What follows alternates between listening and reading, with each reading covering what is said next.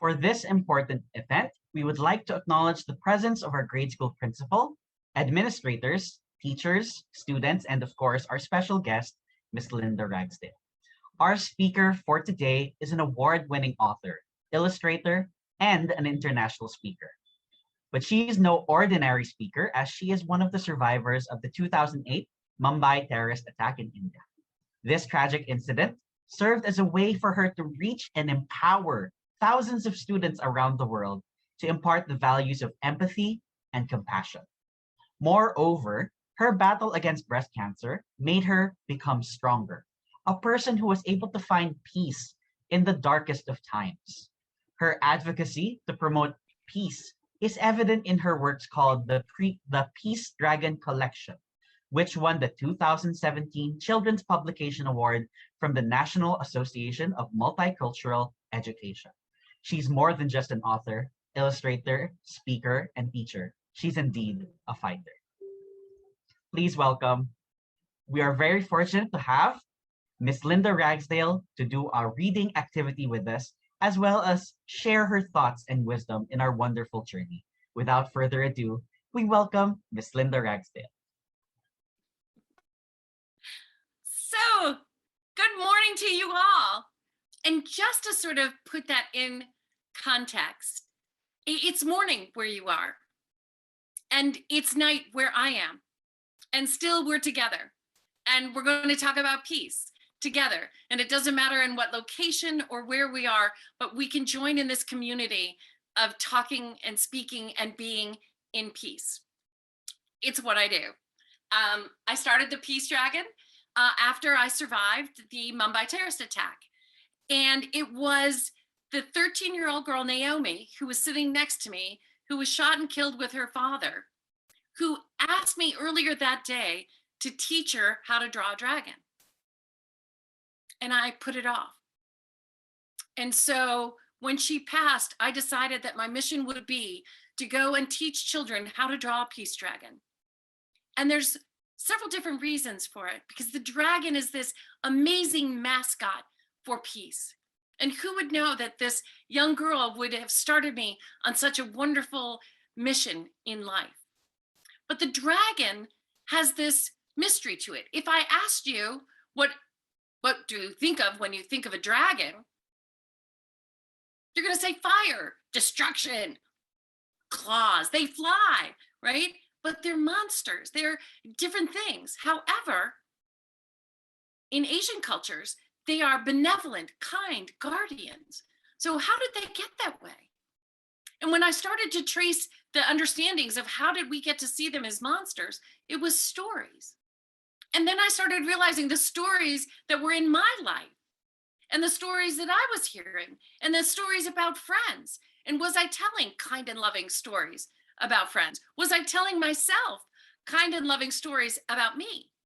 Because sometimes we are harder and tell ourselves things that we don't need to hear, but that we don't give us support for what we need to do. So the story that I'm going to read for you is the story of actually something that happened to me. It's the story called How I Did It. And it was at a time when I was trying to get books published, and I had gone and I had gotten this bad review, and I just was struggling, and what was I going to do? And, how am I going to do this? And then I found that little voice. Every one of us has that voice inside.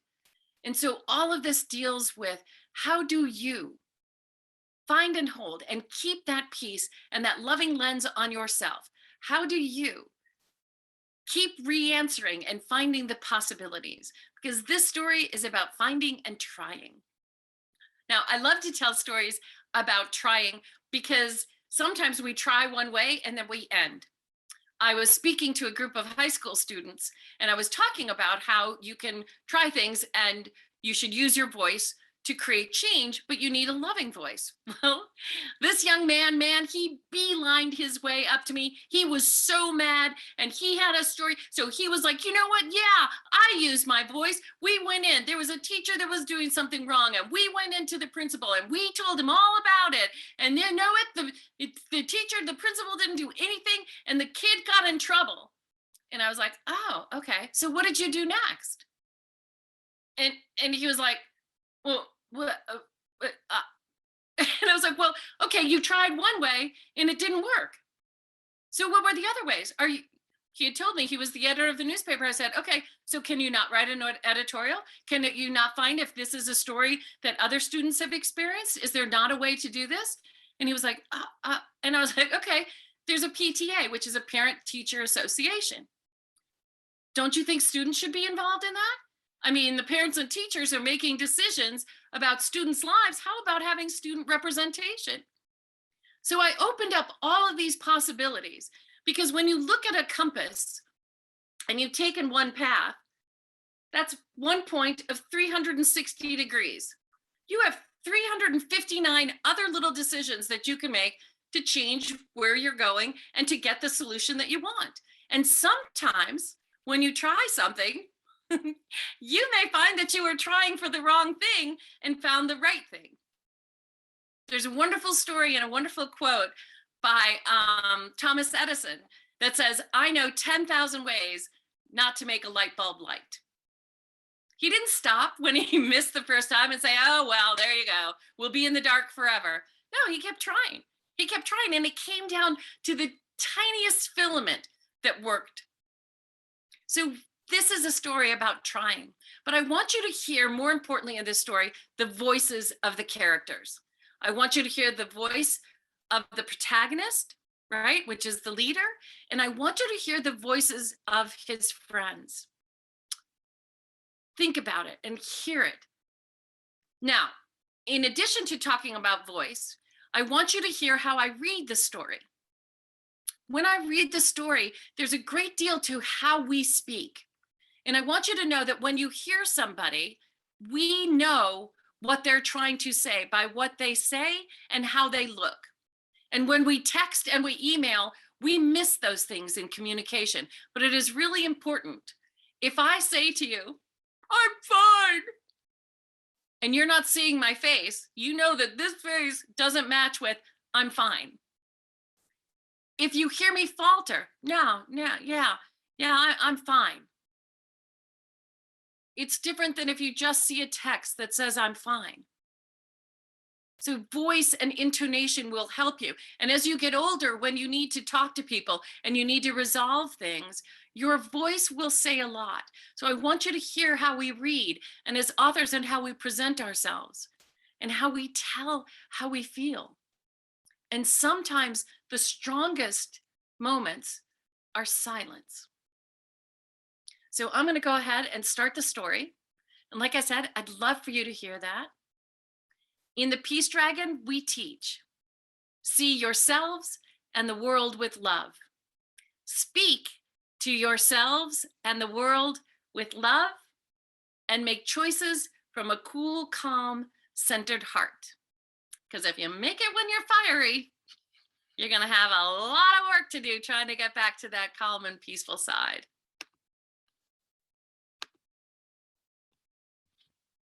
So thank you for bearing with me. And here we are. And I'm going to try and make sure I can move the bar so I see all the type.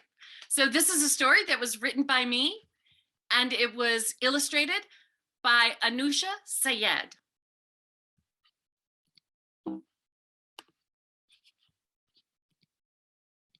And there's the great, right?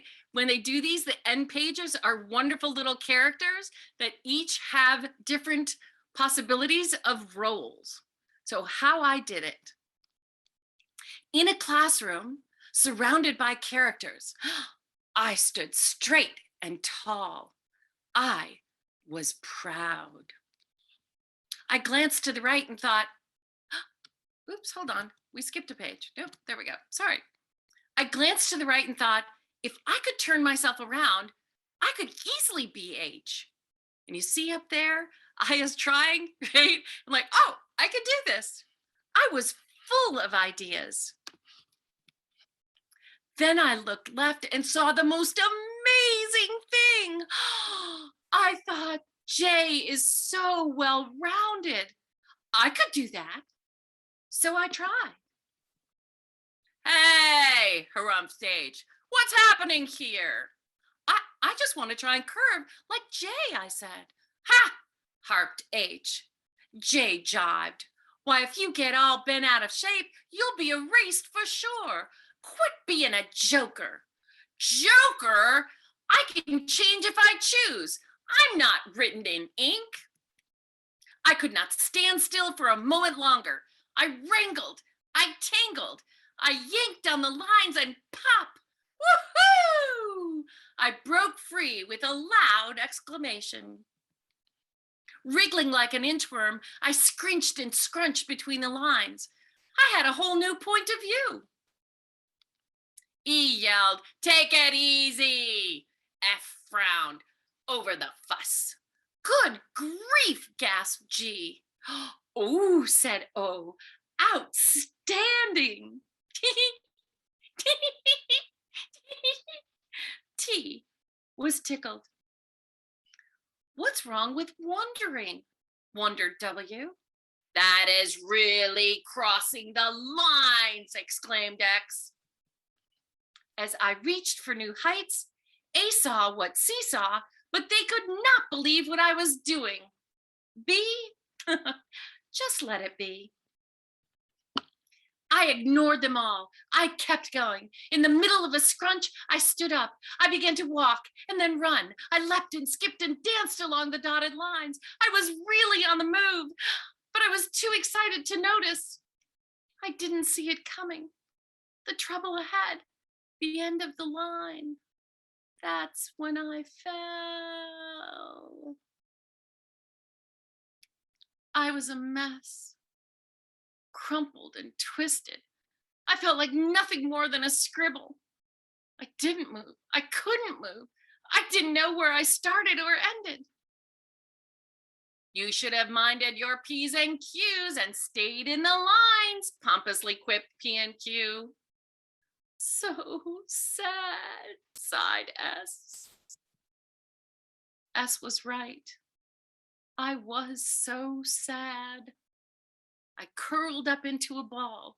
I wasn't going to take any more chances. I was done. This was it. Period. Or was I? I took a good look. I realized I was well-rounded. I was not done. I had so much more to do. I had so many things to try. If I focused on flipping, I flipped. If I wanted, I could curl, swirl, twist, and turn. I could do anything. I could be anything. Anything I wanted to be. Anything, all the way from A to Z. I was full of possibilities. I was ready to explore them all. I knew I could do it.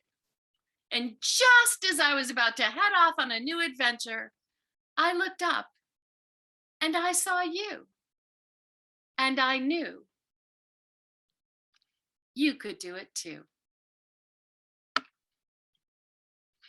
And that is the story of I.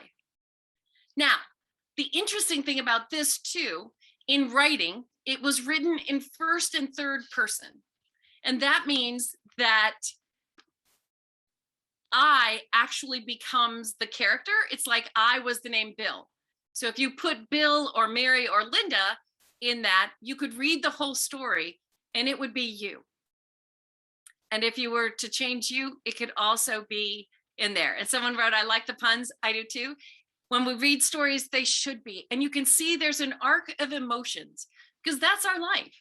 And there are times when we get questioned, we question ourselves. I failed. This didn't work. No, I tried one way. It didn't work. I'm going to try something new. I'm going to try something different. Now, I think you guys will appreciate this. I'd love to know how many of you guys your parents have said, just try this. Just try this food. Just try a little bit of it, right? My parents always. So anyway, with my kids, I always said the same thing. Try this, just try a little bit. It's okay. So one day they flipped the table on me. They said, try ketchup. Well, guess what? I don't like ketchup and I didn't like ketchup, but I had asked my kids always to try something. So I was like, okay, this is it. And I took that beautiful golden French fry, that beautiful crispy golden French fry, just gorgeous with little pieces of salt. And I dipped it in that lucky pile of ketchup and I put it there and I kept on moving away. And 5 minutes, I ate it, and I liked it. So my whole point was there are things that you can't do now, but you will be doing later, and try them. Try it. Set yourself up to try something. I tried to do the tree pose. It's yoga, and you stand upright and you put your hands over your head like this, and you stand on one leg and you put your foot, right? You bend one leg and you put your foot on your knee. I couldn't do it standing on my left leg and bending my right knee, but guess what? I could do it when I put my right leg on the ground and bent my left leg. So it's finding our way. And that's always the trick. It's finding your way. May not be the way that everyone goes, but it is. So I'm ready to answer questions if you want to start fielding them through. First off, I'd like to thank you so much, Miss Ragsdale. I'm sure I've been receiving a lot of questions, so our students are so eager to ask you a lot. So, gentlemen, again, you may type them in the chat box. Please send them to Miss Prelihera or Miss Villanueva. But we already actually have a few students who are ready to ask their questions. Okay. Starting with Mr. Enzo Relucio. Hi, Miss Ragsdale. Thank you for taking the time to meet with us. I would like to ask you a question. What inspired you to write? So I think that I had been writing ever since my kids were little, and I remembered the books that made me feel good. So let me ask that question back to you. What is your favorite book, no matter what age, right? What is your favorite book that you remember, whatever it was that book gave to you? I don't really have a favorite book. I just like reading the Geronimo Stilton series. Right? And what do they... There's no specific book that I like the most. So what do you like about the Geronimo Stilton stories? Is it that he solves things? Is it that it's funny? Yeah, it's funny and it's very adventurous, the people there. See, and that's why I like to write, because I want to bring those things that I loved in life and bring them out forward. And I want everybody to walk away with thinking, you can do this. Not only can you do this, but guess what? We can help someone else achieve their goals too. So you and I together can change this whole world. So I like to write because I want to make people feel good. Thank you so much, Enzo, for that question. Yes, thank you. We have another one from Joseph Braden Carpio. Hi, Miss Ragsdale. Thanks for finding the time to talk with us. So I was wondering, what challenges did you encounter in writing a book? So I think one of the things that you have to do is whenever you write a book, you have to remember to put it away for a certain amount of time and forget that you've written it. Because when you come back with a fresh look, you will know what's missing in that book. You will know that that's not the voice that you wanted. You'll find the rough spots in it and you'll be able to edit it more. And I think sometimes we think that, oh my gosh, I can't change this. This is part of my heart. Well, what you learn early on is that some of your favorite parts will have to go. But guess what? They show up in other stories. And that's what it is, that all these little gems that you have that you collect within a story, they're always there, and you just have to put some aside for a different time. And some, they're just for you. Sometimes you write things that you need to hear.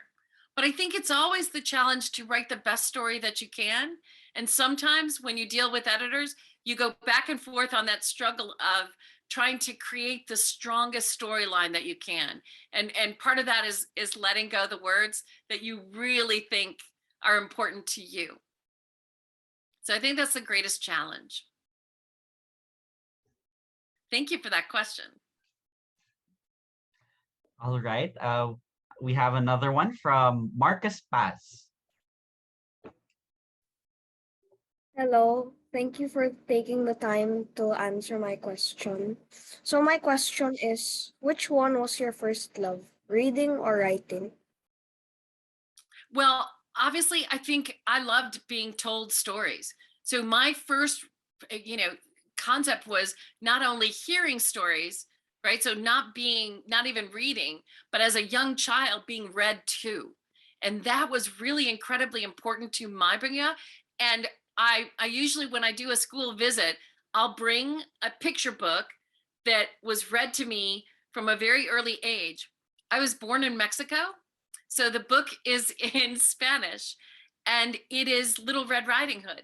And I used to act it out because part of storytelling isn't always in the reading, it's in the telling, right? So you and I could sit down at lunch and we will tell each other stories. And I will say to you, oh my gosh, I went to the dentist the other day and they felt like they drilled up through my head, and my head pounded. And you'll say, oh, I went to the dentist and blah, blah. And that's how we build our stories together. And from that moment, from that shared story, we could come up with a very funny story about going to the dentist. We could come out, with a dentist that hates being a dentist because he doesn't want to be the one that makes kids scared, right? He wants to be the kind dentist. So we could play off of our stories. So I think the first part was really hearing stories and being so engaged in wanting to tell other people those stories.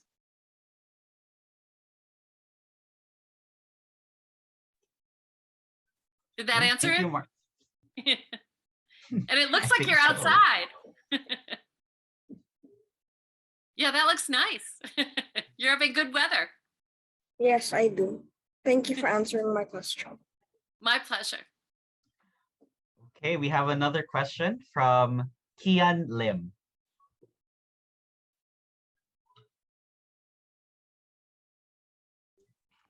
Good morning, Miss Ragsdale. My name is Kian Lim from 6J. Thank you for taking the time to read with us. My question is, you write books that inspire people. Do you get sad at times or get demotivated too? I Thank think everyone does. Yes, I that's human. And guess what? I'm human. And I absolutely do. And the question is, how do I be kind to myself during those times? And asking myself, what is it, right? Am I feeling down because somehow I've compared myself to someone else?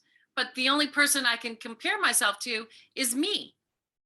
So what will I do to achieve the things that I want to do? Not what someone else is doing, not how someone else is doing it, but how will I find my way? So I'll have these conversations to talk myself out of any emotions. But the thing about emotions is not to say we don't have them and stop them. It is to listen to them and absolutely engage with them. One of my next books that's coming out is called The Elephant Whisperer. And it talks about a little boy that these cute little elephants, they're really cute, but when they start, right, getting bigger and they start stampeding and he yells at them to stop, but they don't stop. So he learns that he has to listen because those elephants are just another way of saying our emotions. And sometimes our emotions can get too big and we think they're too big to handle, and they aren't. It's just simply that we have to bring them in and say, what do you need? Why are you frightened? Why are you angry? Why are you sad? And to deal with those. And so it's perfectly natural to feel those emotions. I'm going to tell you a little funny story. I always ask kids if, because I teach peace, right? So do you think I ever get angry? Of course I do. I'm human.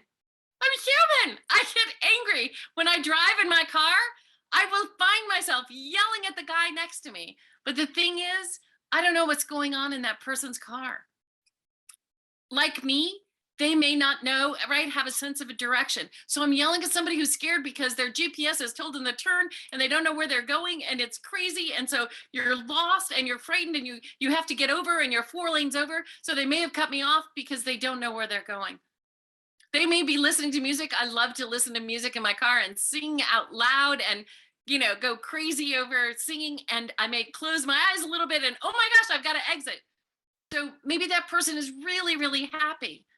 And maybe that person has just gotten a horrible phone call and they are heading off to the hospital. And they aren't aware of what they're doing because they are so concerned to get to the hospital. And that's the emotions. We are all these little cars in the hallways at school, in the hallways in our home, in grocery aisles and everything else. We're all these little cars. And we have to remember we don't know what's going on in that car next to us. But most of all, we need to know what's going on in the car within us. And I have a little heart that I hang on my car that reminds me that I don't know what that person is going through in the car next to me, and that I have to give grace. But more so, I need to allow myself to live in peace and not get angry at something I cannot do anything about, but I can do about all the things that I'm feeling. So feel those emotions. Yes, feel them, talk to them, deal with them, and learn how to let them know that they are telling you things that you can deal with. Thank you for answering my question. I hope I answered it. Before I call on our next student, may I just issue a reminder to the students that to send your questions to Miss Villanueva and Miss Predejera, and we'll call you once we receive your questions. Okay, so I'd just like to ask for your patience as there are many, many questions for Miss Ragsdale. All right, I'd like to call on now Kian Kua. Hello, Kian.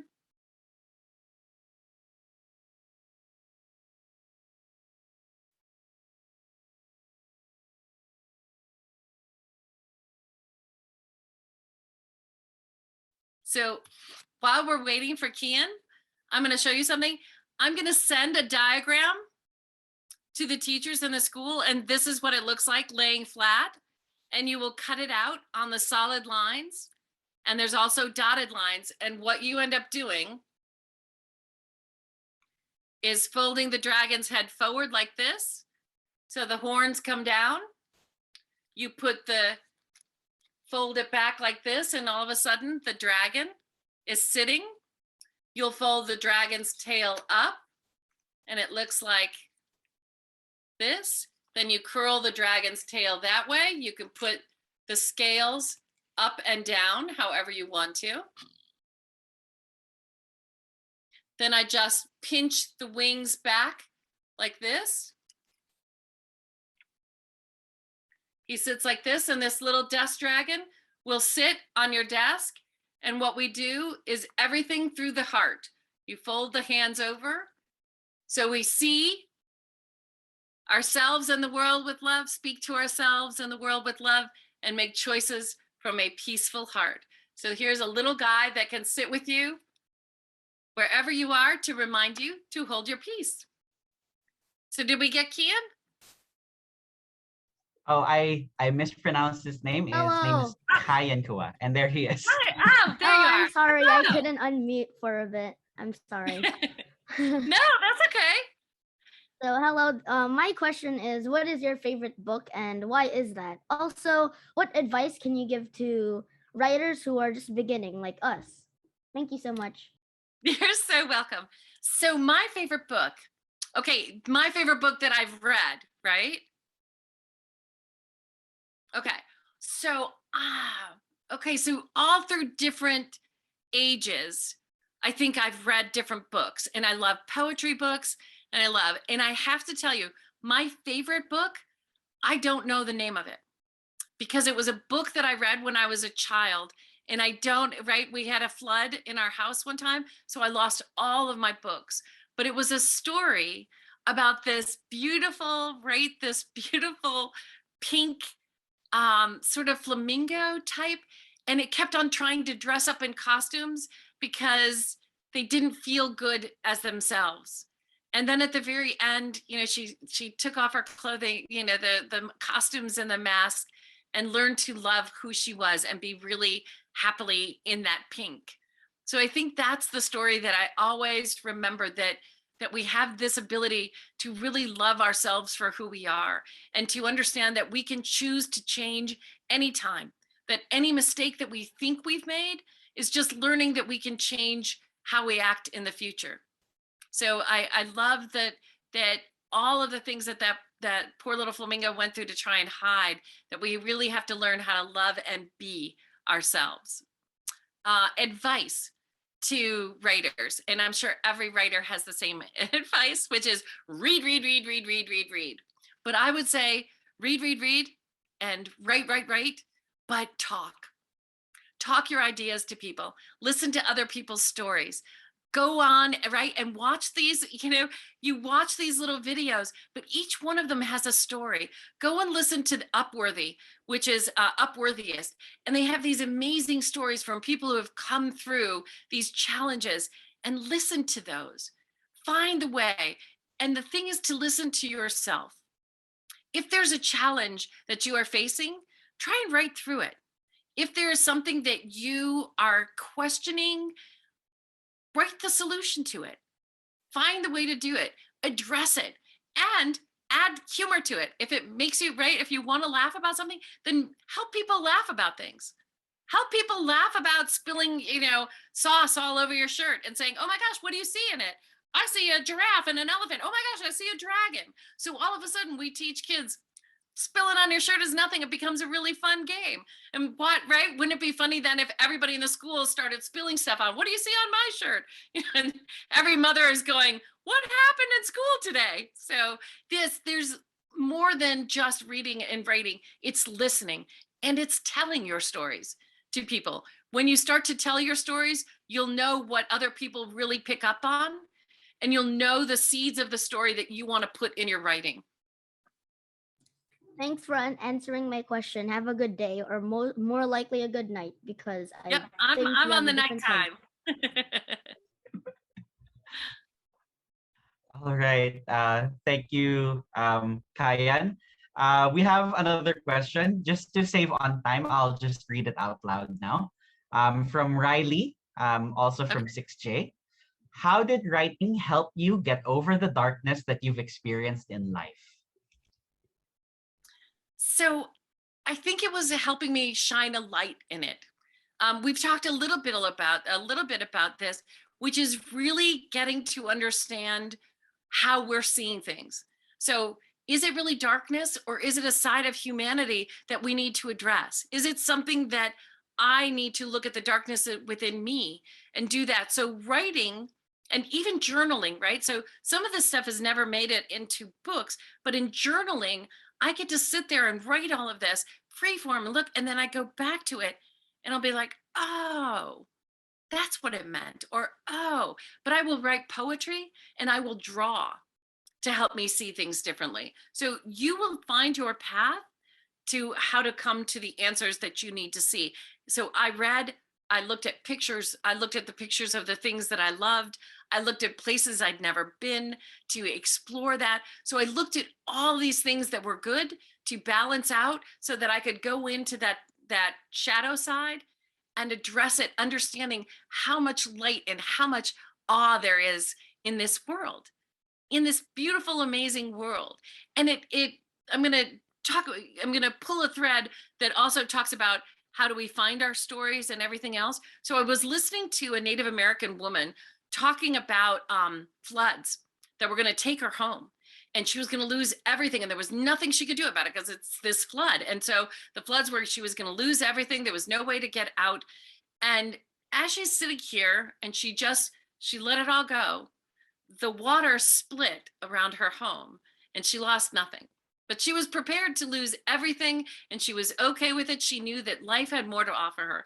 But in that story, she shared a thought, which was the one that made my brain go like this. She said that water has been here before the planet Earth was formed. So that means that a single raindrop, we complain that it's raining, but when a raindrop falls on your hand, it knows the history of the planet. That raindrop could have bounced off the head of a T-Rex. That raindrop probably knows where the narwhals play. That raindrop knows the secrets that we don't know. It knows where the abominable snowman is. It is probably, right, plopped on the head of gosh, what's the creature that walks and nobody knows? I can't think of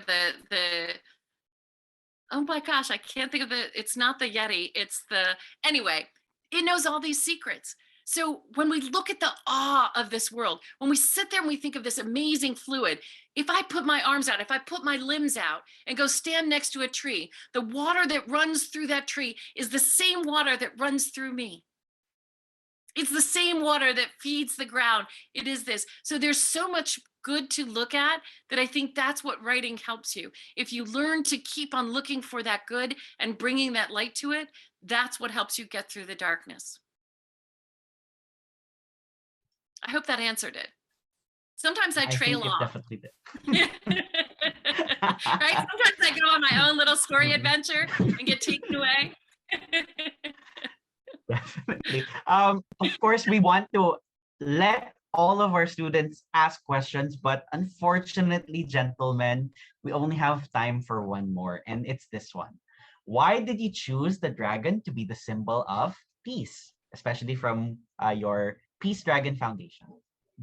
So the miracle of this young girl asking me how to draw a dragon, because the dragon is the perfect mascot for peace.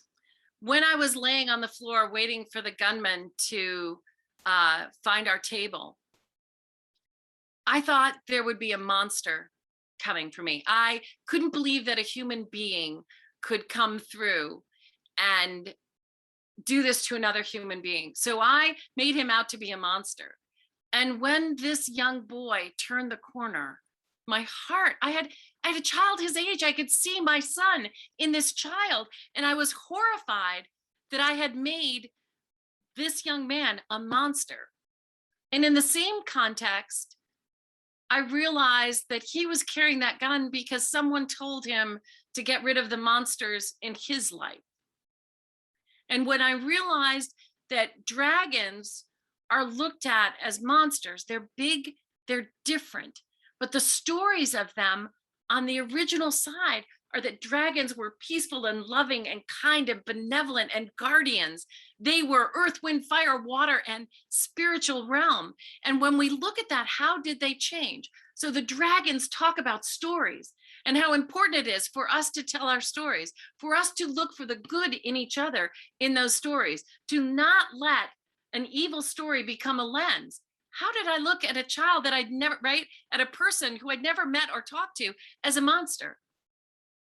If you guys get in a fight, sometimes your whole friend group will be lost because the two people who are fighting will go and start to tell the other friend group, hey, this person did this to me. You're going to tell a little bit of the story, not the whole story, because you want this person on your side.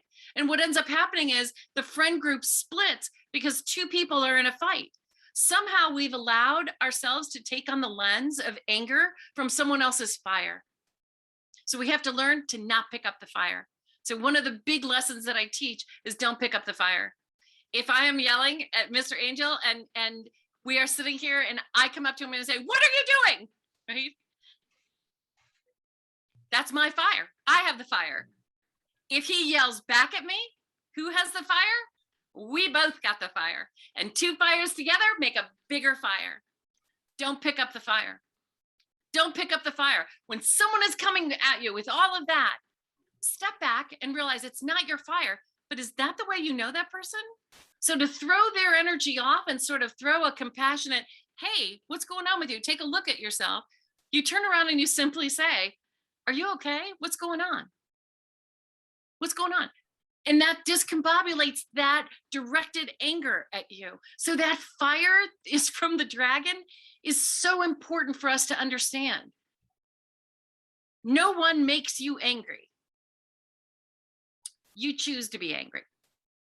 You choose. Your little brother, your little sister doesn't come up and say, you be angry now. They may go, hey, hey, hey, hey, and you decide to be angry. But they don't tell you, you choose to be angry.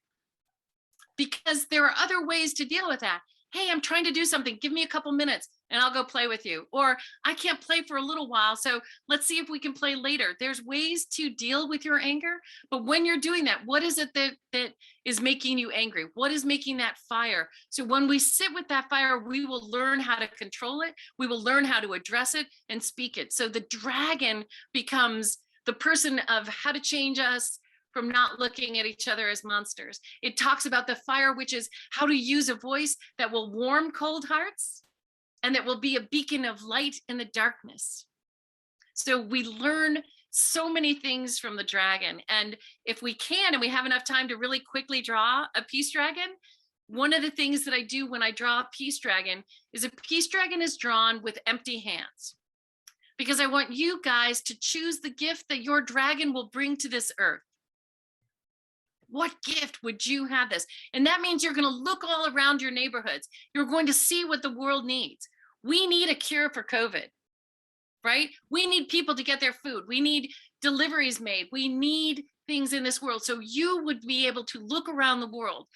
But more importantly, I need you to look at the gifts within inside you. If you love to play sports, there's nothing better than to get a game going and meet new friends. There's nothing better than you teaching me a new game and me saying, oh my gosh, we've got a game like that too. Sharing that experience. Taking me for desserts, right? I love desserts, but I'm going to take you too. And we're going to exchange what we love in different parts of the country, right? In this world, sometimes everyone says Americans eat too much sugar. We do. Our sweets are way too sweet. But we could share recipes and start to have an entire piecemeal, bringing everyone to the same table. So the dragon, that was not my idea. It was given to me because I believed that tomorrow would come for me and Naomi to draw dragons, and it didn't. So the dragon was a gift to me by a young girl who asked me to, what I feel, asked me to go teach everyone how to find the balance in the world and in themselves and bring it together for good. Thank you so much for that wonderful answer, Mrs. Ragsdale. Thank you. It's a shame that we don't have more time. We don't have time for more questions, or even for the Peace Dragon. But for the students, I definitely have something that you might like, that you may contact or email Ms. Ragsdale directly so that she can answer your Absolutely. questions. I'm sure she'd love to answer all of them. And if you So- go on the Peace Dragon website, you'll find, if you go in the videos, you'll find where I teach you how to draw a peace dragon. And you can also download how to draw the peace dragons. But I will send, if you guys want to make a little dragon that you can sit on your table, I will send that diagram to your teachers so that you can do that too. And I want to thank you all for listening to me ramble. You can tell I love to talk, but I love to be happy and I love to share about peace. So thank you. Thank you for letting me share this time with you guys and start off your day this way. So let's give Miss Ragsdale another round of applause for generously sharing her time and talents to the Savior community. Thank you, Miss Ragsdale. On behalf of the Savior School community, we sincerely thank you for being with us today. Some of our students also wrote simple thank you messages for you, and we will compile them in a Padlet wall and send them via email tomorrow afternoon. I would love that. And if you can, I would love to see all of the questions that came through the chat, because I will try and answer those too. If they don't get around to it, I will try and send a document that answers as many questions that weren't answered during this talk. Sure. To give our closing remarks, may I call on our grade school principal, Ms. Jane Cacacho. On behalf of the students, faculty, and staff of Xavier School, I would like to express our deepest gratitude to Ms. Linda Ragsdale for generously accommodating our request for this talk. I believe that through this session today, our students have heard how powerful stories can be in promoting our beliefs, our passions, our advocacies. And I hope that somewhere in the hearts of the many listeners today, That seed of love for writing will grow and bloom into a powerful instrument for promoting virtues, especially peace. Miss Ragsdale, you are a gift to our community. Thank you for helping make the world a more peaceful place for all of us. We pray that you continue to entertain and support people around the world. And we bless you with our school motto, Luciat Lux, which means let your light shine. To our grade school students, I hope that the stories shared by our guests will stay with you for a long time. Let's be infected by her cheerfulness and positivity, and like her, be agents of peace in our families and in our community. To learn is to listen to stories and grow from the lessons we get from them. So keep listening, continue learning each day. To our teachers, organizers, librarians, thank you for making this event possible. A big thank you to all of you. Luchat Lux. Thank you. Thank you, Mrs. Cacacho. We shall have a shortened break for batch 1, while batch 2 will continue with their regular classes. Again, I'm Mr. D, and it was a pleasure being your host. Thank you all, and have a wonderful day. Peace in.